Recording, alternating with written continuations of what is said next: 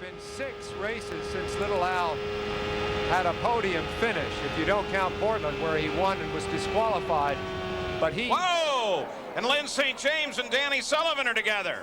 They're really hung together. Those cars are actually stuck together right there. They can't get apart. Let's check both drivers. Danny Sullivan not moving in that cockpit. Can't tell about Lyn. So the yellow is out again. That was a pretty hard hit on the right side for both cars. Quite a bit of damage. If you look at the rear wing, it's gone off at Danny's car onto the right there. Lyn is to the left. Lyn is moving. And Danny's head's still down. And another car involved, Herta. Minus the left front wheel. So what brought all of this on? And is Danny okay? Look at all the parts scattered all over. Bryan Herta, who was lifts running it back in into the pits. 4th place. That really takes Herta out of a hot finish. Apparently some concern about Danny. Lyn St. James moving around there. They walked away from her car, so apparently she's okay. They want to try and get the field slowed down onto the lower line there. Gonna wait and see how it goes. As far as you know, if we cut a tire, if I start feeling anything funny, I'll let you know. But we'll just kind of ride it out here for right now. Okay, 10-4, you just keep us posted as to how long you think it's going to be. We need a couple of 3 laps before you think it's going to go green. So the conversation between Jim McGee and Scott Pruitt. Here come the contestants from last week. Combatants. Bobby Rahal, this may give us an idea of what happened there. Coming off of 4, off of 1, there's first car up into the wall, parts all over the place. Both cars together. Boy, Rahal almost caught a wheel carrier, up carrier and wheel. Yeah, both cars got together, went into the wall together, it looked like. Not quite as good a picture we like to see yet. Hard to tell if that was an engine going and then they got together, or if that smoke came off of tires locked up because they were already in trouble. Looked like tires, Paul, but it could have been an engine. One of those out was Bryan Herta, running in 4th place, Jackaroo. And we're showing you the damage on Bryan Herta's car. It is a mess on the left side. Brian, tell us what happened out there.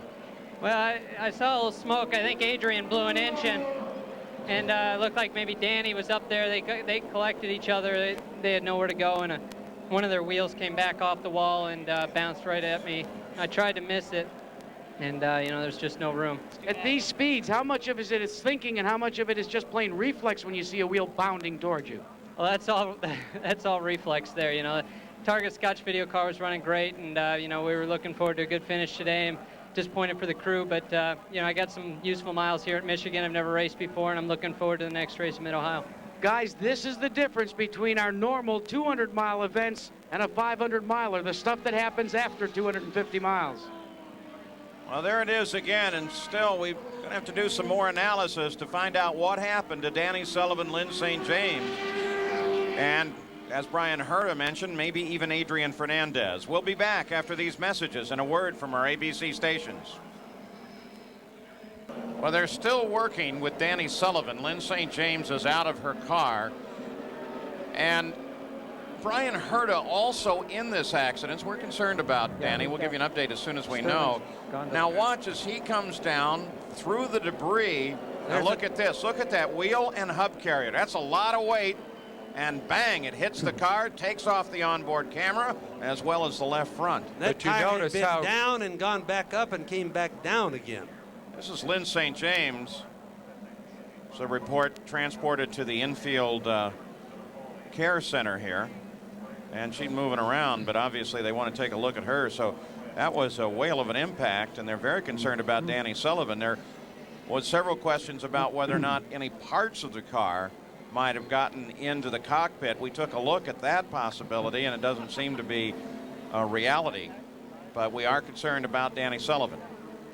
So we're under a caution here. Scott Pruitt is the leader, and he's been talking back and forth with his team manager, Jim McGee. Allenzer Jr. is second. Adrian Fernandez was not part of that, despite the description that you heard from Bryan Herta, and he is on the course in 3rd place. Teo Fabi is now 4th.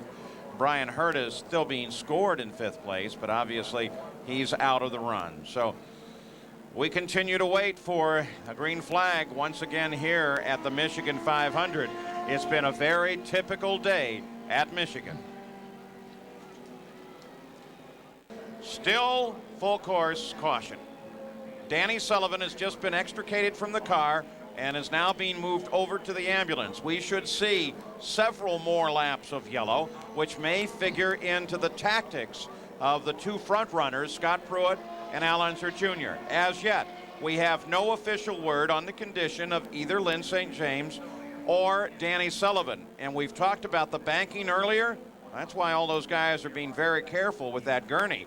It is so steep there, they have to make sure they don't have it get loose on the way down the banking. So they're going to take Danny, get him in the ambulance. We think of Danny's glamour and, of course, his long, very successful career in car racing, Formula One, coming here to Indy, driving for Roger Penske, winning the Indianapolis 500. But he has also paid the price from time to time. He's been injured several times in his career, and let's just hope it's not seriously this time. We mentioned Dr. Steve Alvey earlier. Looks like he was one of the folks right there helping tend Danny Sullivan. Let's go over to Scott Pruitt. Just kind of hangs in there, and tries to run down one side or the other at the finish. Let's go to Gary Gerald. Well, let's get the story now on Team Penske and their strategy. We can't get a definitive number like we got from the Patrick team, as we see a picture now of Danny Sullivan going by helicopter to Foot Hospital in Jackson, Michigan. They'll take him in for further observation, as we indicated. Now, with Roger Penske.